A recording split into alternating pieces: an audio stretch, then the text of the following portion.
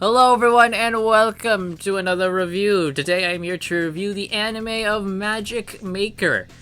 This is another anime where I'm like, hi, do I really want to watch it? And then I watch it. I'm kind of like, you know what? Not as bad as I thought. So what is the premise of Magic Maker? Well, a 30-year-old guy dies in the real world and then he's reincarnated in a new fantasy world. The reason he dies is because he has I think it was like a heart attack or something, right? But in the real world, he was a moron because he genuinely thought, if you remained a virgin until you were 30, you would become a wizard. I'm not making this up. That was legitimately his thought process. Like, man, if this guy ain't a representation of a lot of modern people out there, I don't know what he is. But he gets reborn as Shion, who is born into like a noble family in this new world. Shion has a older sister called Marie, and Shion's whole thing is he wants to learn magic. He feels like this is his chance to finally live his dream and have magic powers. And that's the basic premise. And he kind of, of course, gets magic powers, but his parents aren't too receptive to the fact he has magic. They were a bit like trying to curb him from that a bit, but eventually they do come around to his magic powers. So that is the basic premise of Magic Maker. So let's start off with the characters. Shion starts off like they do the thing where it's like he's very young, but they're like he's very young, but he acts very much older for his age, and not knowing that it's like a 30-year-old in a body, right? Shion does grow on you, I think. He's much better than what his previous version was, who was a moron.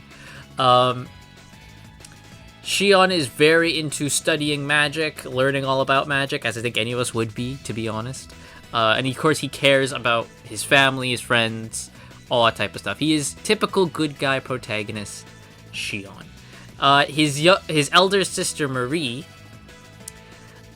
she, unlike Shion, is more dedicated to like physical training. Like Shion trains more magically, but Marie trains more physically. She trains learning how to be a swordsman with her father, and she does that because she's like, I'm the elder sister. It's my job to keep my younger brother safe, which is nice. She has a bit of magical power as well, not as much as Shion's, of course, because Shion has a huge amount, but Marie has a bit. And I should say they mentioned that people who don't have capacity for magical power can't see the magic being performed, right? Like, they can't see magical energy, like the aura that kind of surrounds them. They can't see that. They also can't see certain magical creatures as well, which does play into the story a bit. But Marie has a bit. Now, the big thing with Marie and Shion is there is a bit of a romantic thing there, and I was like, ugh, they do have a funny moment in like episode 1 or 2 where Marie is like, me and Shion are gonna get married, and he's like, what? No. Brothers and sisters, no marriage, that don't work, that do not work, right? And she's like, why? Now, that one I didn't mind, because it's very clearly she is a young kid who not understanding how marriage works, right? And then she's like, I went to ask mom, and she said the same thing. Why brothers and sisters can't get married? I don't understand. Like, that part I don't have a problem with, because she is very young, right? I think they say, like, at that point she's, like, 5, right? So it makes sense that she'd be, like, oh, is that not how it works, type of thing. But as the show goes along, we keep that. It doesn't go away. The romantic stuff with them does not go away. It is revealed that Shion is not actually her brother, her birth brother, right? He is adopted. So there's that wiggle room there where they're like, well, they're not actually blood related, so it's fine, right? But yeah, Marie actually takes a bit of a backseat in like the second half of the story.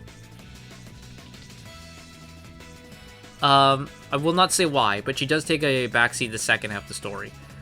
Which is, it's a bold decision, right? To like take one of your main characters and suddenly just have them be, yeah, they're gone now for a bit.